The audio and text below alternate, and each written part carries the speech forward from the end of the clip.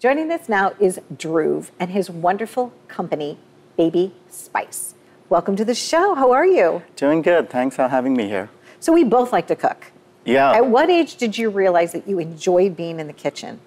Oh, actually, that's the funny part of the story. It happened for me very late in life. Okay. And I realized it's because I started wanting to eat healthier, and we did this road trip around America. And I'm an adventurous person. I like experimenting. And when we were on this road trip, I kept going to these new cities with new cuisines. And every time I wanted to try something new, I ran into the problem of buying chicken for $3 and all the other ingredients to make the recipe for like $40. And oh my goodness. Yeah, and it caused a couple of arguments in my relationship because here I was just filling up the pantry with things that I was only going to use a couple of times. And that kind of gave birth to this idea. Beautiful. Yeah. So prior to this, you worked in the biomedical field. So you were a completely different field altogether. Yeah, and that's it's a little nice background because one portion of my life was working with people that did experiments in high throughput assays. I know that's a complicated thing to understand, but the idea is you can take a lot of small things and come out with 100,000 solutions. Wonderful. And so it just kind of like bridged it together for me. It's like, hey, why don't we do cooking the same way? Like, why don't we make the ingredients smaller so we can experiment more and learn more and come out with new things? And that's kind of where my joy comes from. And hopefully if there's people out there that feel the same way, this is something that they'll enjoy. So you have a box set, right, of different little sample sizes, enough for a recipe though, right? Yeah. It's like the two, was it 2 tablespoons or 1 tablespoon? It's 1 tablespoon, which usually covers, usually covers a few recipes, depending on the recipe, yeah. Lovely. So you have a global collection, you have a whole seed collection, and then what are the other collections that you have? So then I have over 50 spices that I split into herbs, I split into different cuisines, namely Middle Eastern, Indian. And then the fun thing is when you invent something that is kind of like Lego brick sizes, you can come in and customize. So I have an option on the site where you can come pick out your own set. And my whole thing about this is I can either help give you a collection or I can give you like the global kit, which is 7 recipes you can cook. I can even get you a starter kit if you have a kid going to college or you have an Airbnb. So that part is really fun. Or you can come tell me how I should do my company better, which allows me to do the customization. So you've only been around for a year, but you're so successful. And what are this size box? Yeah, so not everybody all the time needs 20. So I came up with these small boxes that can hold a recipe. They can hold the most uncommon blends of spices from a cuisine. So for example, if you're doing Middle Eastern, if you have baharat, za'atar, these are things most people don't always have in their kitchen. So you don't have to do the whole thing to cover the gamut of cooking. You can just do these. And then, like I was telling you, that when I put this idea out there, the creativity is in the chefs. It's a very creative field. And so they would come back to me and tell me how to use it. And one of the areas they told me was like camping, RVs. And so these kits kind of cover that. You can just throw this in a backpack and take it camping with you. It's fabulous. So you have sesame seed and curry powder and garlic powder. Yeah. But you also have some more, I would say, exotic things. Yeah, right? Absolutely. Eclectic things. Yeah. Green cardamom ground, cumin, right? Yeah. So this is like really exciting. Yeah, and you're highlighting the versatility of that kit, which is it has some of the more common ones, just in case we're walking into an incomplete kitchen. But it's fun. It's like a collection. It makes you feel like, when you get a great collection of like baseball cards or something, it's kind of that same tactile excitement. You're like, oh my gosh, what's in the box? Paprika. Okay, so there's sample sizes, chipotle. And the other nice thing about this compared to others is the fact that they're all individually sealed. Okay. So when you open it, you'll actually, everyone says spices kind of don't expire. but it's been my experience that they do go stale. They do. I believe that they do. So this is tandoori masala. Yeah. You know that smells great. And it's already pre-measured, which also is time-saving in the kitchen. So you're not opening up the jar, trying to pour it out. Some of it spills out onto the sink, right? Yeah. It's like it's already pre-measured. Yeah, and I also... I like to be eco-friendly. Right. So all the packaging, I made sure that I brought it up to a quality standard that meets U.S. recycling capabilities. And so that's another thing that's very important to me. Yeah.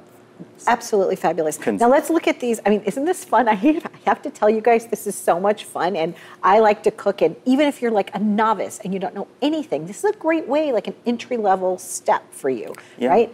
And it's convenient and it's all packed. Okay, so these are the whole seeds. Let's open this up. Da, da, da, da, an unboxing. Okay, so I know what this is. This is star anise. What is something that you could use this in a recipe for? There's a variety of them, but from my experience, I know you can throw them into curries in like Indian and Middle Eastern recipes, and it'll just add a lot of flavor as a whole spice. You can, as you talked about, grind them up. And so you'll see people sell spices both ways, ground and whole. So when they're whole, you tend to grind them. You'll get a lot of freshness out of it. Okay. And this is one of, like, I think one of my more underrated kits, because a lot of people don't use whole spices a lot. They're afraid of them, that's why, but this makes it and less, it's a wonderful way to have them. Scary. Yeah. So this is wonderful. This is whole cloves, right? That I use a lot in like holiday recipes. Yes, and I said star of anise. And what else is in here? Cardamom pods. Yes. Those smell delicious. Wow. The other thing too I'll point out is if anyone can see the collection on her desk right now, I think the part that's mind-blowing to me is you have close to 40 spices on your desk right now. In the space it would take, what, like compared to anything in your closet? Exactly. Yes, this would be like, you know, a lot of clutter of bottles and things like that. And this is just so nice and neat. And they're even like stackable. Look at this. It takes very little space. Yeah, and so they're great for like RVs and things like that. And then I also say to people, it's like spices on books, you know. You want to use them. You just don't want to buy them once and keep them on your shelf until your children inherit them. So this is a great way to do it. Congratulations. This is the most innovative, one of the most innovative products I think I've seen in the 18 years I've been doing the show. That's a nice compliment. When I opened up this box today, you know, I'm overwhelmed with the possibilities, right? And I go to a lot of parties, right? What a nice hostess gift. If somebody has like, right, a new housewarming or something like that, or you're going to somebody's house for the first time, you know, this is lovely. You know, I can pack them in my suitcase because I travel a lot, you know? Yeah, and cooking is getting expensive today, so I know families take vacations. Can you imagine going to an Airbnb where, you know, maybe your kids don't appreciate eating out all the time? This is a wonderful thing to have in places like that where you can just make yourself a delicious meal without having to worry about it. I'm very excited to know you. This, like I said, I think this is going to be like the innovative product of the year. I see this really going very, very, very, you know, bigger than it's ever been. Like, it's already big in a year. But I hope that you will stay in touch with me and be my friend. Because this is like exciting and I'm happy to be part of your journey. Thank you so much. That makes me, baby, but hopefully not baby for too long. So, baby, not baby too long. You know, I can even see it like in department stores, near cookware. I mean, this is amazing. You're awesome. You're really brilliant. Stay tuned for more. We have been living it up. Please just go to Bebe Spice and just, you know, get one of the collections, get all the collections. And then I want to know what you made with it. Be well.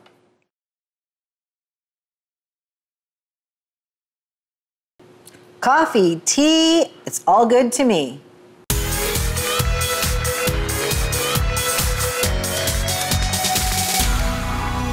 Look at how clever this is. It is packaging. So much fun. It is iced coffee in a bucket, and my flavor is chocolate strawberry and chocolate. Wickedly good. So the name of the company is Wicked Southern Coffee, and it pays homage to where Kaylee lives now, as well as her Southern roots.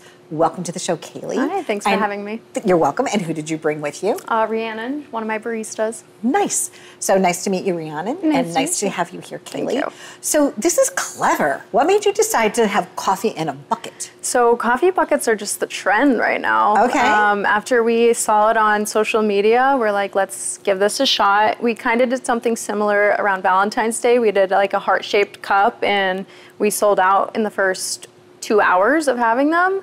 So we decided to try the buckets. It was going to be just like a Friday, Saturday special, and then we sold out. So we decided to stock up, and now you can get it any day of the week. And so now you're in Salem, Connecticut. We are. Right? Now, did you grow up near there? And what made you decide to become a barista? I grew up in Ledyard mostly. My dad was in the Navy and brought us to Connecticut, and then moved over to Salem a few years ago. And when Wicked Southern opened up, I started going there as a customer, loved it, and then there was an open position, and it was only going to be part-time. Joined, and now I'm full-time. Wonderful. So Kaylee, sweet tea obviously is a Southern thing, right? Okay, but now you got sweet coffee also, Yes. right? So what are some of your flavors? What are some of the options that people can order? And I know you have it both hot and cold. Yes, Okay. yeah, both hot and cold options. So our best seller right now is our tiramisu latte. Again, that was going to be just a special we ran for the month, but it's so popular, so we're keeping it on the menu for the foreseeable future. And then the drink that you have is our chocolate strawberry oat milk latte, which is the that's why it's good. most favorite. It's really tasty. It's, I love chocolate covered strawberries, and it's really, light and delicious and fun. Thank you. I was asking you about how many cups of coffee, because I already have a very high energy level, right? So you said it's about 2.5 mediums. Yeah, so our coffee buckets, they're 32 ounces. 32 ounces. Okay. What a great idea for a party, too, because I know coming up you're going to have an indoor place. We are, yeah. This coming, probably late fall, we're going to be having an indoor space opening. Wonderful. What are your visions for that? What will happen in that space when they're not taking their coffee to go, but yet they're going to be enjoying it together in a community?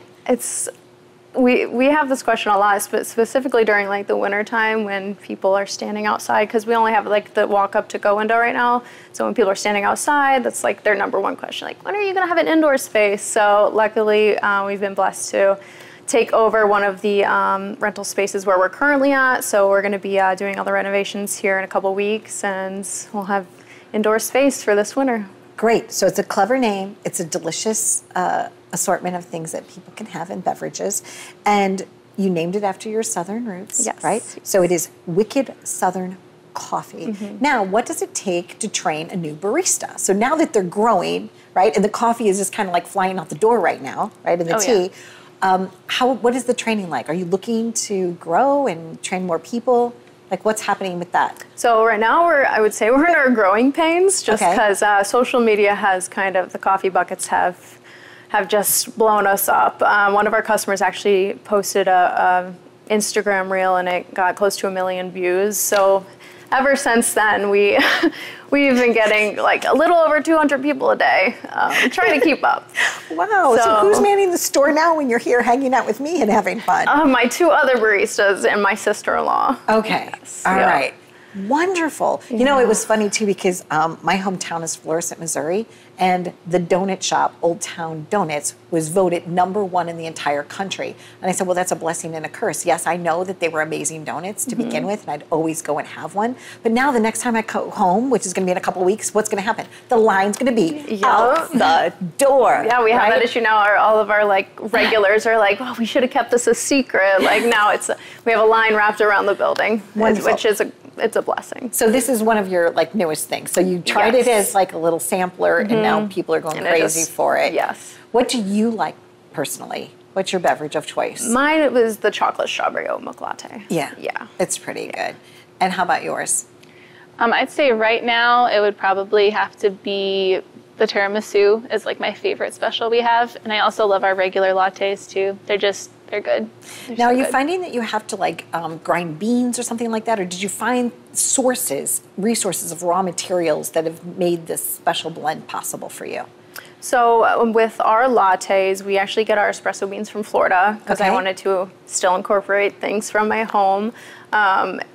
So we grind the beans as per order. Okay. Yeah. It's fresh. Yes. Super fresh. That's the other thing. And then we do also support a local roaster that's about 10 minutes away from us. So he provides us with our cold brew, our iced coffee, and our hot coffee. I didn't even know that cold brew was different. Yeah. I just thought it was hot coffee over ice. Yeah. But it's not, right? No. Okay, so it's an art that goes through this. It is, yeah. So it's an art form, and the idea is to just make people happy. Well, you certainly made me happy today. I'm really glad that you came in town. Thank you. And you brought your whole fan. You brought a fan club, right? I did. So it's nice to have you here. If there's anything that I can possibly do to celebrate you more than just shining a light on you and have you on this show, don't hesitate to ask me. Thank you. Because I love when people like yourself have that idea and then you just take it and you take action. You bring it into fruition. Right? Fabulous idea. And are you doing like special contests or events for your grand opening? Like, what are your thoughts on that? So yeah, I haven't thought about like what we're gonna do. We're gonna do a ribbon cutting, obviously, but I'm hoping to have like a late fall thing. So maybe do like a fall theme, like soft opening in a way, or we have like maybe fire pits outside. I don't know. Nice. I don't know. I haven't really thought about it Well, much. I have to tell you, with all of that love, it might be hard to do a soft opening. I think know. the whole entire town is going to be there. I know. So congratulations. Thank you. It is wickedly delicious. Thank it truly you. is. So thanks again for being here. Thank you. Good stuff, man. Good stuff. Okay, so you know me. I do have a high energy level, and so sometimes I shy away from coffee, but not today. This one is for me and for you. Stay tuned for more. We're living it up right here with my bucket of coffee from Wicked Southern Coffee. Be well. Pretzels, pretzels, pretzels, and pop crisps. Stay tuned.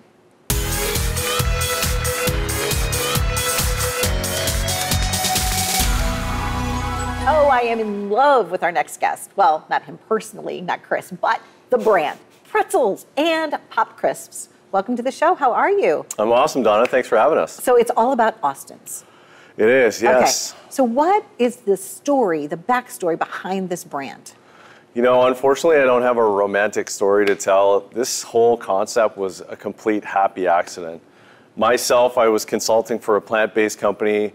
There was a gentleman we were acquiring a brand from, and he was making butter toffee products. Okay. So originally, we started small with butter toffee, and we've evolved now into this family of goods, and it's pretty exciting to be a part of. So you have 4 sweet flavors and 2 savory, right? So let's go through the flavors. This is... That's jalapeno queso. That's a new one for us. Great. Then we have kickin' Korean barbecue. The core SKUs we launched with, the 4-ounce SKUs, were Southern Roasted Pecan, Lone Star Original, and Sweet Vanilla Bean. And then we decided to, alongside the 6-ounce SKUs, we decided to inject a little bit of culinary influence, let's call it. So we did a salted creme brulee. The Lone Star Original is a carryover flavor. And then obviously the savories, Korean barbecue and jalapeno queso. Got it. Yeah. Now, when you talk about it kind of like flavor palettes, but you were a chef. I was, yeah. Okay. A So you needed to bring youth. Okay. Yes. Long time in the kitchen, started at a young age, fell in love with cooking and just the whole restaurant environment, fast-paced, the chaos. So I've always had, I wouldn't necessarily call it an educated palate, but maybe a different sort of palate, always intrigued by different flavor profiles and how different products meet with each other on the plate. So taking that sort of acumen into this company is fun, and it will continue to be fun because the R&D side is something I really enjoy, and we're going to continue to sort of evolve the portfolio of offerings. Beautiful.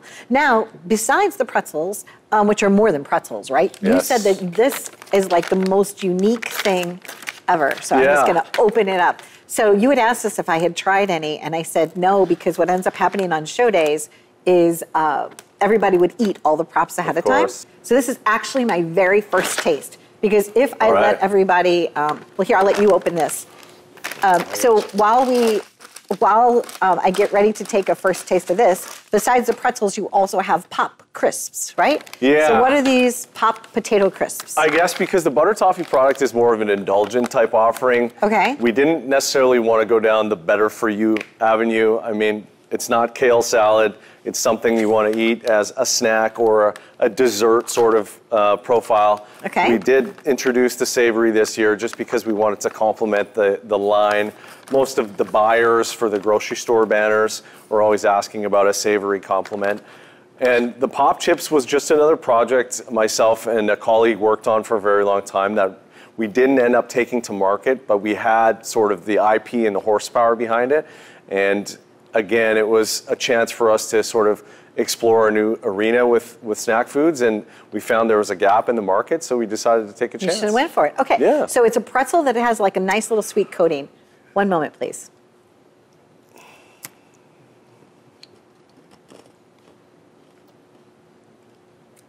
That's good. Yeah, what's unique about Austin Pretzel is we're a bit of a pioneer in the category. And when I say pioneer, I mean nobody else is doing something similar to what we have. There's always the yogurt covered, the chocolate covered, the savory, much like we have. Everybody knows Dot's brand. Right. But nobody has a butter toffee coated. So what's unique about the way we do it, small batch English toffee, and it's tumbled, and it just comes out beautiful. It looks like glass on the pretzel. Yeah, it tastes like when you would go to a festival, the flavors that you want to have, but you can't find, but now they're here. Caramel corn. Yes, yeah, exactly. Cracker Jacks, that kind of profile. It makes you feel, like it's really special. It's nostalgic. Okay. And this is, did you hear that? Listen to this.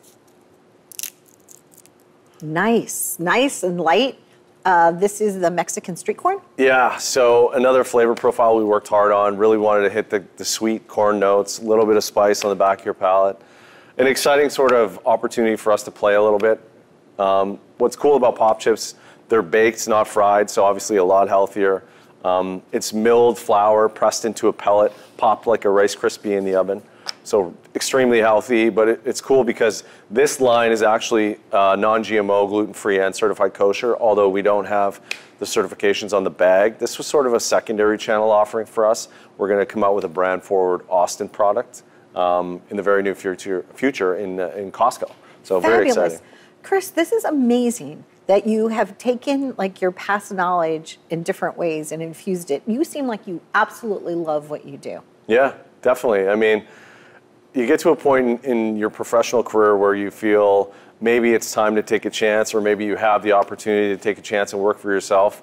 And it's a little bit easier to work those 100-hour work weeks when, it's only going to benefit you in the end. And really, the success is our team. We have such a great team, production workers, office staff, salespeople. I mean, the brand wouldn't have the success that it has without the group. So not all me, but myself and my business partner, David, we worked really hard in the beginning, and now it's fun to see this come to fruition.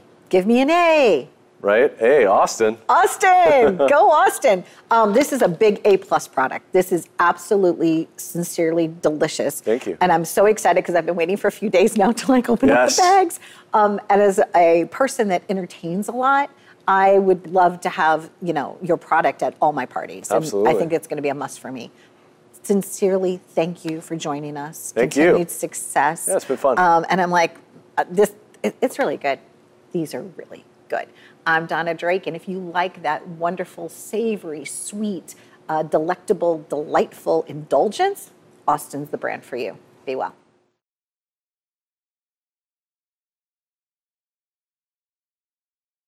Fostering respect for differences, stay tuned.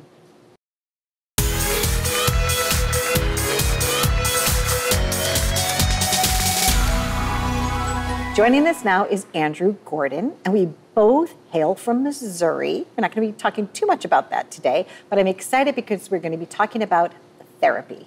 Welcome to the show. How are you? Good. Thanks for having me. At what age did you go to your first therapist? That's a great question. I went in my early 20s. Okay. Yeah. And how was that experience for you? Oh my gosh. Was it motivating? Is that why you decided to go into this as a field? That's a great question.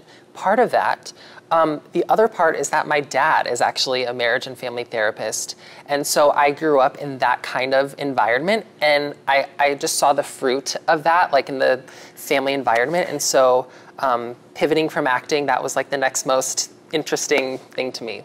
Wonderful. Yeah. So I grew up in a house that we talked about transcendental meditation, like cold pricklies and warm fuzzies, and the way that you have communication with people. My parents belonged to Marriage Encounter back in the day.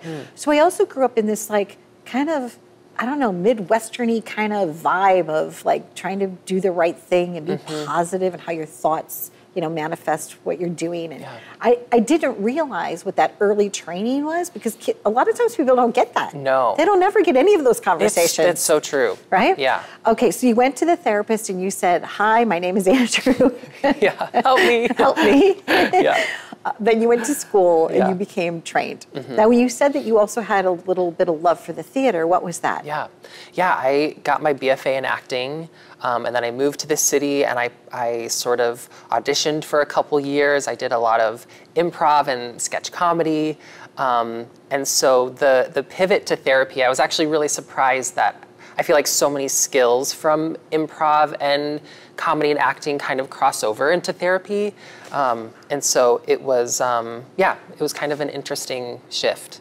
I would, if I were you, like I even do, like sometimes I'll come in here singing. I sing a lot. Yeah. Like it's just like something that happens. Like, same. So do you ever like walk into the office and you're like, ta-da, here I am, or whatever? Like sure. do you have a playful banter sometimes with, totally. If it works? Is that one of the skill sets you want to bring forth? Yes. I feel like people often think, therapy is really like all serious and we're just going to dive right into the pain. But like what I love to do is create safe spaces that are also joyful and playful. And I think the work can actually be so much more fruitful with kind of that element of play.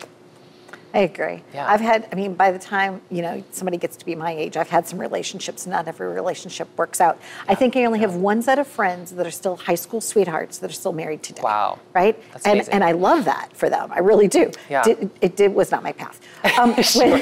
When somebody, so I like one of the things on here because it says, are you feeling steamrolled by a particular relationship? And wishing you had the courage to stand up and create a boundary. Yeah. So one of the things that you're doing is you're fostering either healthier relationships or helping someone cure the past so that they can get into a healthier relationship. Totally. Okay. Totally.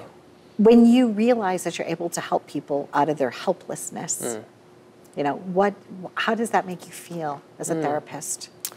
It makes the work feel really worth it. Okay. And it is exciting, like to see the change in people in real time, to see the transformations happening in real time, and to get to be a part of that. Like, one, it's such an honor to just like hold space for people's stories, and an honor to be like invited into some really like vulnerable places that they maybe have never talk to anyone about. And so it's like, it's an honor and it's just fun.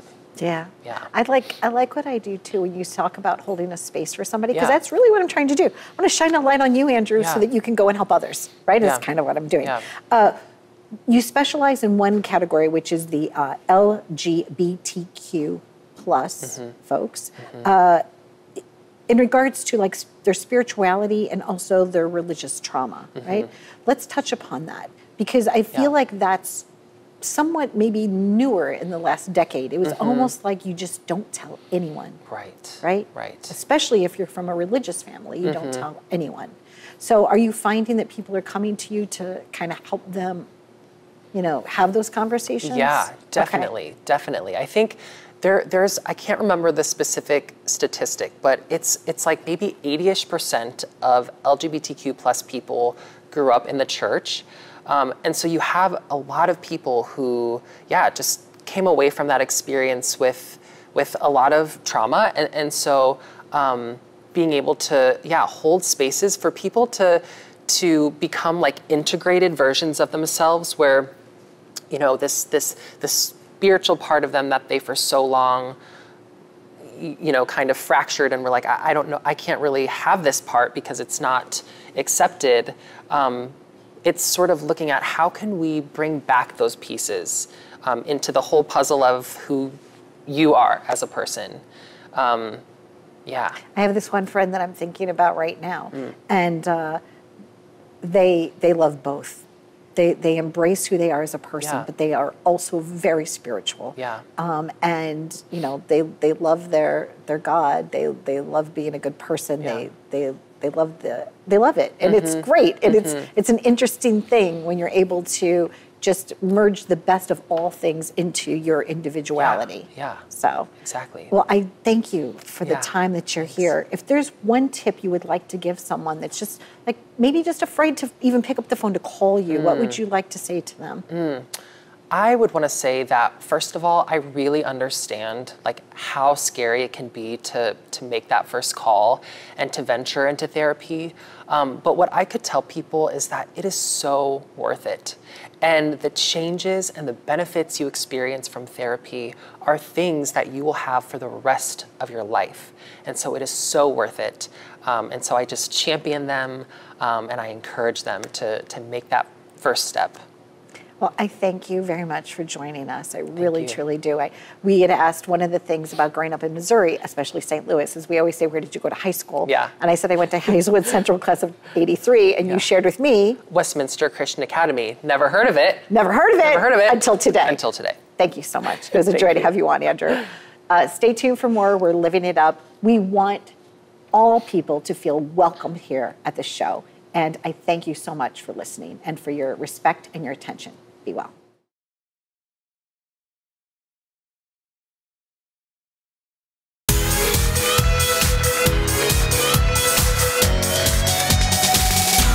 Now is Matthew, who was actually here in the three-dimensional world a couple of weeks ago, but today he is joining us remotely. Matthew, where are you calling in from? I live in the suburbs of Philadelphia. Lovely. So today, I had asked you last month when you were here for a Board of Advisors event, if you would please be my guest on the show. We are talking about the motion of gratitude. Tell us about that journey for you. Yes, so I was a financial planner for 20 years, and the motion of gratitude actually started 7 years ago, but we've really gotten a lot of traction over the last 2. So the motion of gratitude is an organization that is developed to help people to feel the impact of intentional connection in a world of distractions. It's easy to be distracted these days, isn't it? Right? Yes. We're inundated with so many things. You know, even my phone, right? Like, I grew up in the time when we had a cord that attached the phone to the kitchen wall, and I wanted privacy. I would take the phone and I'd go down the hall with it with its long cord. I'd make a left into the bathroom. I'd sit up on the vanity and had my head rested against the mirror so I could have some privacy. I know that I didn't have a private conversation because I thought I was in like this special phone booth, right? But the distractions nowadays, whether it's our phone, television, just so many things bombard us, and we don't have the type of connections that we once had. Although at my dining room table, I told you, my family has a tradition called 3 Good Things About Our Day, where we go around and we have that gratitude, right? How are you helping people implement that? If they didn't grow up with the childhood that I had, or if you're an adult and you sometimes forget about that, tell us what you're doing. How does it work? Yeah, so we come at this from 2 different angles. One, it's we actually made up a word, which is gratosis, the process, state, or condition of gratitude, which is a paradox to create a pause. It's to make you think, like, is that the solution, or am I diagnosed with another problem? And what we want to do is we want to educate as many humans as possible on how to rewire and fire the neuroplasticity in your prefrontal cortex. Because now with modern brain scans, which really the positive psychology movement started in 1998, but with modern brain scans and technology, we can now prove that when you're defaulting to what's going right, you're actually using different parts of your brain completely. And then people say, well, how do I do this? Well, it requires a process, and the key word is intentional gratitude. We have to add that word intentional. And what we've done is really just created a process over 28 days for people to simply step into a system where they don't have to think. They just learn these gratitude practices along with breathwork exercises and mindfulness exercises to really learn how to rewire and fire that neuroplasticity. Now, I had heard that it takes 21 days to create a habit, but 28 days allows you to really get that extra push, right? And how many hours during the day, if you were going to try this 28 day experience does it actually take? How much time are they carving out for the day? Yes, so it's a habit stacking process. So week 1 is about 12 minutes. So we're talking minutes. Week 2 is about 15 to 17. And at the culmination of the experience, you're dedicating 20 minutes. So we are teaching people in a busy world of distraction how to be intentional. So the average person in our country right now, the attention span is between 8 to 47 seconds. So we can't ask people to do things for hours. We got to ask them to do it for minutes. That's incredible. It's really that short. You know, people ask me a lot of times, Matthew, they'll say, well, why do you have your segments like between 6 and 8 minutes? And I'm like, because the average thing used to be like 7 minutes and 12 seconds, right? So we try to keep it in a palatable time frame, right? But I did not realize that the attention span is that short now, right? It's like, boop, boop, boop, boop, boop, shiny thing, shiny thing, shiny thing, shiny thing, right? Is this a program that anyone, is it age restriction? Is it, can anyone participate? At what step do you feel like somebody could on board with this? Yes, so there's 3 main areas that we focus on. One is children. So we have a children's program, which parents are craving resources and tools to help their kids to connect on a daily basis. So we've created that. It's a workbook that comes along with some online resources, but we really want to keep the kids off technology. And then we have an adult version, and that adult version is a physical product. We all have bracelets. We teach the connection of neural pathways and how to create positive anchors. Some people call those triggers. We call them anchors. And that's an adult version. And that is really rolled out in corporate wellness programs. We work with a lot of veterans, and then caregivers is very important, because if the caregivers aren't able to show up for themselves, then how are they going to show up and take care of everyone else? Beautiful.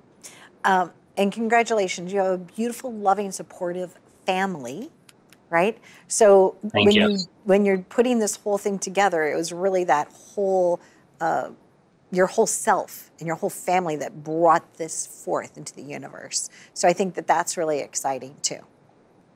Thank you. You're welcome. What is one step just now that we could take a few seconds out to do? What's one tip that we could leave our audience with in terms of emotion of gratitude? Yes, so whenever you're feeling that anxiousness or the tension or the desire to try to figure everything out, which might culminate as a feeling of fear, stop and think of 2 things that you're grateful for.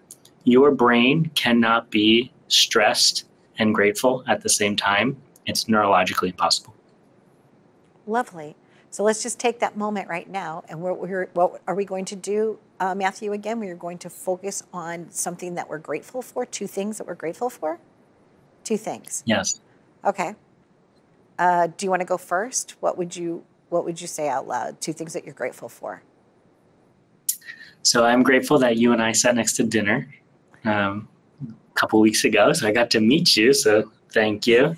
And I'm grateful that my kids are out getting their school uniforms, and school starts in a couple weeks. Lovely. I am grateful for my team, because without the wonderful team from 7:30 in the morning until like 6 at night, I wouldn't even have a show. There's just no way I would ever be able to do this at this level anymore. So I'm really grateful for my team, and I'm grateful for my family and for their safety and their health right now. I'm really super grateful for that. And above all other things, right, I'm just grateful that I woke up today. I am grateful that I woke up today. And when I did wake up, I was so excited because I snoozed the alarm, which I usually don't do on show days, but I still made it on time. So I'm grateful for that too. Thank you so much. People can go to your website. They can learn more about this opportunity for them and for their journey. And thank you for being here with me, Matthew. Thank you. So nice to be with you. So nice to be with you too. I can't wait till we can break bread. And I'm also grateful because I had to take off my shoes because my shoes hurt that night, and you didn't complain about my stinky feet under the table. So anyway, oops. Hey, the truth is the truth.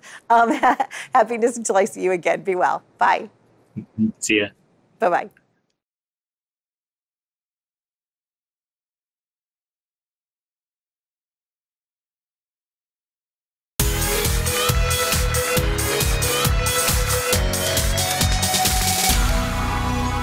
Joining us now is Barbara Diamond. Barbara, welcome to the show. How are you? I'm good. How are you, Donna? Hi. Where are you calling in from today? I am in Irving, Texas. Oh, very nice. So tell us a little bit about your company. It's an allotrope, right? So how did you come up with Allotrope Wellness? How did you decide to call your company that? So I'm a chemist, and my last name is Diamond. And an allotrope is a substance or a chemical that's made up of different arrangements of the same element. So diamond and graphite are allotropes of carbon. And since everybody puts diamond in their business name, I wanted to be different and nerdy. So I decided to name my company Allotrope Wellness. And it's your soaps now and your products are in 40 states. You're almost in all of the states, right? Did you know that your brand was going to be this big when you started it? No, I had no idea. I started out making products for myself for years, just because I wasn't happy with what I was finding in stores.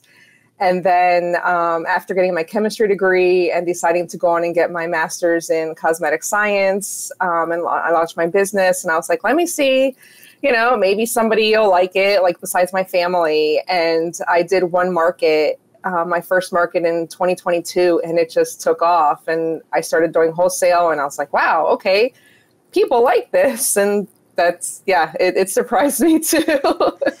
People absolutely like it. So this is one of your biggest sellers. It's charcoal turmeric. Why is this natural soap bar better for people than the stuff that they would buy that's like filled with chemicals? What makes this better? So my challenge to myself when I started my company was to try to make everything all natural. So I don't use surfactants. I make soap the old-fashioned way. I make it cold process. And my fragrances, I make my own blends with natural plant oils, essential oils, and actually botanicals. Like with the lavender oatmeal, I actually have lavender in there. And so the charcoal turmeric was something I came up with. I thought it looked really neat at first, and it started out as a Halloween soap. And it just became one of my best sellers. And I was like, okay, I'm going to do it all year round. And it's just people, they have different reasons they love it. It appeals to men also, which was, that's a hard market to get into sometimes, because men just sometimes they assume like, oh, this is all for women. It's like, no, men bathe too. So. They do. Well, what's so interesting too is when you were so kind enough to send me the product, and I love that about you because you couldn't be here in person, you sent me a really nice care package.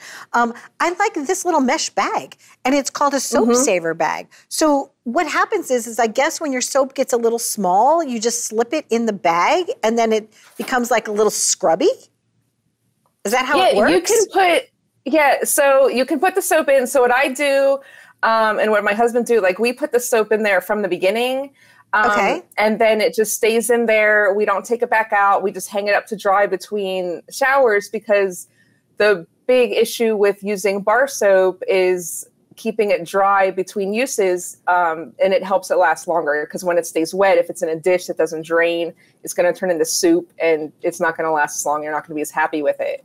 So the soap saver bag also makes it more exfoliating, and then it keeps the little bits from falling down the drain when they get too small, and it just becomes part of the bag. And so you just add more as it like disintegrates, and it just helps it last longer. I think it's really clever. And now for those of us that do want to just put something on our shelf, you do have this nice little wooden tray, and therefore it drains so that, you're not, like you said, but when those little pieces, maybe the bag is a little bit better, right? One is for design and one is for function. I think it's great that you offer both of those on your site, right? Because it's like the soap, but it's also like how you can use it and how you can maintain it. You also have something called dandelion balm. What do you use dandelion balm for? So dandelion balm, I infuse dandelion leaves and flowers into sunflower oil, and I use dandelion balm as it's like a moisturizer if you have chapped skin, if you so here in Texas, it gets really, really dry. Well, it's dry all year round. But if you're susceptible to like really dry, cracked skin, it's just a way to help moisturize your skin, keep it from being so cracked and uncomfortable. And I also use it, I started using it on my cat's paws, like their little pads, because I have one cat that has like really dry pads and he just bites at them, and it's safe for them. And so I just kind of use it for that too, just to keep your skin moisturized and comfortable. Lovely. Also, you have a bug repellent, right? So it's like a roll-on bug repellent. How much of this, and where do you suggest we roll it on? Like our ankles? Like where's a good place for this? For me, yeah, my ankles, because I wear flip-flops all summer long and the mosquitoes love me. So anywhere that's exposed that they're going to get you. So I'll put it on my ankles, my legs, I'll put it on my arms, and sometimes like even like the back of your neck, because they'll like buzz around your ears, and the smells, it just repels them and keeps them away. And I have two different, I have one that's lemongrass and one that's more of a rosemary base, depending on what your preferences are. So, Barbara, my intention is to get you in those other 10 states, because you're already in 40, but I think why not make it coast to coast in every state it should be available. But it's also available on your website, right? So if somebody, no matter where they live, they can just go to your website. So you went to Meredith College, you have a degree in chemistry, and you just now are like the world's most famous soap maker. I hope so. It has been fun to visit with you. And again, thank you so much. I couldn't wait. Once again, when people send me stuff, they send it in advance of being on the show, right? This was one of the products, this like lavender oatmeal soap. I kid you not. I kept waiting. I'm like, I can't wait for show day. Why? Because I'm going to go home and I'm going to enjoy this lavender oatmeal soap. Awesome. But thank you so much. So it's been a great pleasure to have you here. So it's Allotrope Wellness, and either if you're a retailer, they could reach out to you to carry your products, or they can just be a consumer and they can go and buy it for themselves. Yep.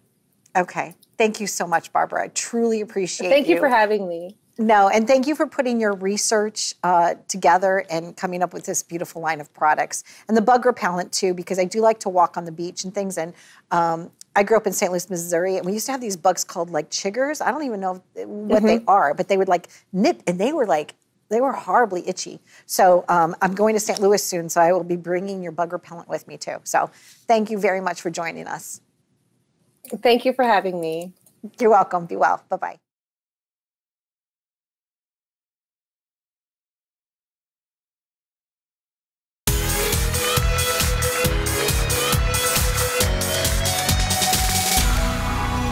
Joining us now is Brett Altman. How are you? I'm good. I'm excited to meet you. So you're in New Jersey, right? Is that where you were born and bred? Yes, born and bred in Livingston, and now I live in Hoboken. Okay. So the newest song that you have with the fun music video has to do with Long Island, right? Yes. And sometimes it's not so easy to commute from New Jersey to Long Island. Was this based upon any truth in your real journey, or did you just come up with the concept? Sadly, the truth. Yeah, it was. I go out a lot in New York and was meeting a lot of Long Island girls who were just taking my breath away, and things would be going well with them until I would say, "Hey, do you want to go back to my place?" And they're like, "Where do you live?" And I'm like, "New Jersey." And they would say, "It's been nice chatting with you, but we're going to go talk to somebody else." So my friends and I were like, "All right, we got to write a song about this. It keeps happening." It keeps happening, right? It keeps happening. You know what it is, too? I dated someone, and they were just in Staten Island. It wasn't too far from Long Island. But by the time you pay for the bridges and the tolls, and sometimes the congestion, and sometimes, there's like an accident, and then it could be like 3 or 4 hours, right? By then you could have gone to Boston, for goodness sakes, right? But there is something fun about, you're poking fun at it, but it is an absolute thing. Also, like California, for some reason, they talk about the California girls and things like that. But, traffic in Los Angeles it's a real deal, right? So you want to date somebody geographically desirable, or did you figure out a way to make love happen? Still figuring that out, how to make love happen. But it's been funny. I've turned to TikTok as a way to promote the song. And I started posting these videos that said, "New Jersey guy seeking an adventurous girl willing to cross the Hudson River for love. Bonus points if you're from Long Island." And a couple of these videos just like really took off. And I got a bunch of Long Island girls who were sending messages and writing comments like, I'd cross the Hudson for you. And others were like, I would never cross the Hudson for you. And so it's been a hilarious, like you never know when you release a song, how people are going to react. And so I feel like specifically the Long Island girls are like, we got ourselves a theme song, which has been cool. And there's been some arguments as to whether New Jersey is actually far away to date someone from. So, yeah. You know what? For real love, you know, I would travel great distances. I would climb mountains. You know, I would swim the ocean blue. You know, I'm one of those girls. I'm like a hopeless romantic girl. I'm like, I will find a way for the right person, right? And speaking about abundance, right? That was your first real hit, correct? Now you have abundance of attractive females, but also tell me about that first hit that you had. Yeah, that song actually came out of a breakup. I was, you know, processing a breakup and not expecting to write music. And to your point, it was like the first time post breakup where you take your goggles off and you can see that there are dating options out there. And yeah, I wrote this song about just like how the world, you know, can be your oyster. And so that song has really resonated with people. That was like my first song to ever get 100,000 streams, which is a lot for an indie artist. And that's like a fan favorite at every show. But now I'm going to be playing shows in the fall. And I think Pretty Long Island Girls is going to surpass that, because I think some of these Long Island girls are going to be coming to the shows in New York. That's the rumor on TikTok. That's the rumor on TikTok. That's what I've heard. I know. You are very talented. You know, the music video is fun. You did a great job with it. You have great musicianship skills. And when Rick Eberly had mentioned you to me, I was like, yeah, I definitely wanted to feature you because you're talented, and I was excited to have you on the show. And I know that you were going to come here, and that's the reason I said, well, we could just do it remotely because, you know, if you didn't have to pay for the tolls today, or we will meet in person. That is my promise to you. Yeah, I got a cold in the middle of the summer. It's like, how does that happen? I didn't think that was possible, but we will meet in person for sure. We will definitely meet in person. And, you know, I do like Jersey because Jersey has great food, great restaurants, you know, and I don't mind coming to Jersey. So maybe I'll see you there soon too. I think there's a lot of similarities. I know this broadcasts nationally and globally, but there's a lot of similarities between Long Island and New Jersey. And I hope with this song, people will give it Jersey more of a chance. Because although last night the Jonas Brothers played here and there was a lot of people celebrating New Jersey, so that was fun. They did. And not only that, but like even the train, like the train, they had did you hear about from their hometown? They actually kind of like had people to take public transportation back and forth between their particular station of the town where they were born and the venue. And they made it all so much fun. So I thank you. And really, that's what music is about. It's about bringing people together, celebrating the essence of life and the journey, right? So congratulations to you. And do you have another song in the pipeline coming back up right after this? Yeah.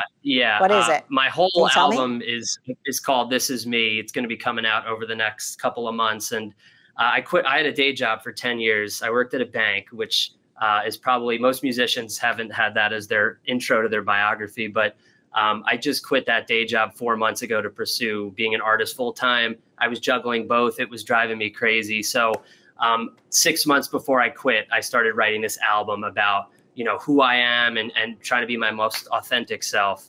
And so that's what I'm so excited to release, like more songs from that. I think it's my best work yet. And it gave me the confidence to finally take the leap and do this full time because it is scary.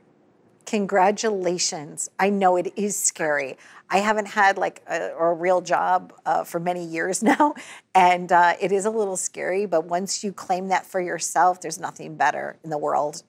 So write yourself a permission slip, and I hope our audience does that too. I love when my audience like will write me and say, Donna, you know, I watched this segment, or I watched that segment, or this happened, or that happened, and they powerfully choose to write a permission slip for themselves to truly be happy. And I'm so grateful that you just shared your story of, you know, sometimes we just need to go on that different path, and it's okay. It's going to be okay. Yeah. You know, and all the fears that we had in our head are, you know, they're all made up. Like everything that was holding me back, now that I've quit and pursuing this full time, it was all just made up nonsense. So you inspire me, and I hope we can inspire people with our talk. Indeed. Thank you so much. Happiness to you. And when is that gig coming up for you? When's that show? I'm doing a residency in the fall at Arlene's Grocery. The first show is October 9th. So I'll be playing Pretty Long Island Girls at that show for sure. Fabulous. Thank you so much. Stay tuned. And hopefully you'll watch my journey. I'll watch yours, and we'll meet in person very soon. Thanks again. Be well. Okay. Bye-bye.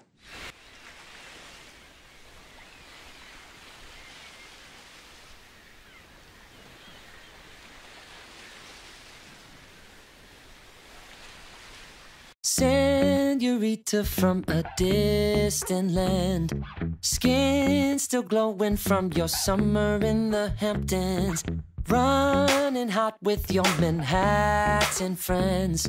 Desperados here don't stand a chance. Let me talk to you. You set fire to my soul, and it's never blowing out. Let's go. I wonder what it takes to take you home. I wonder how the heavens let you go. I wonder if you could be mine to hold. I got to know why nobody compares from coast to coast. Not even in Paris, Spain, or Rome.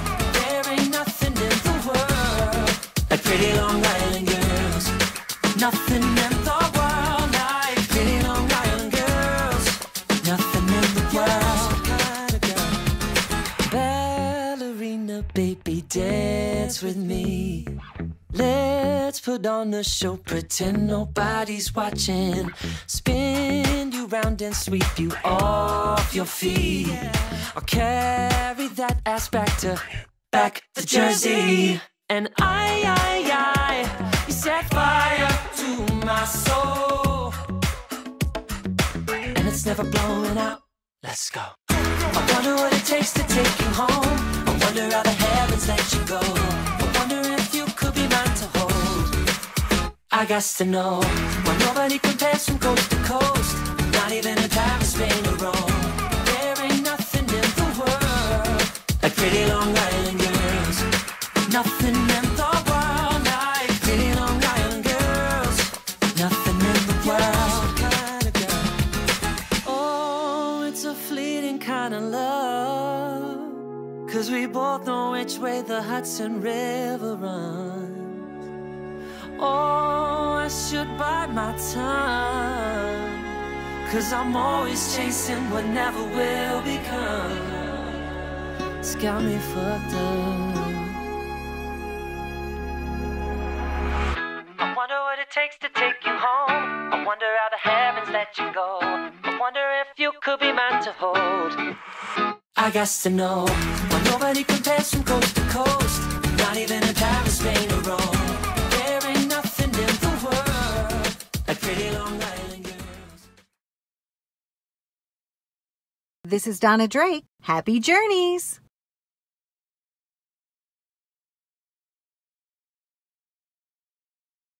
Take my hand, come with me, and we'll find better ways to be something much more.